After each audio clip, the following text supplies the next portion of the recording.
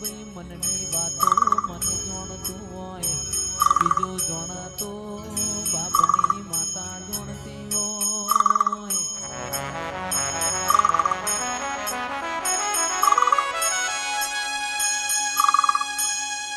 કે બોલી એવું બોલી જાના તારા ઉમર રમતો બાળ નહીં કુકા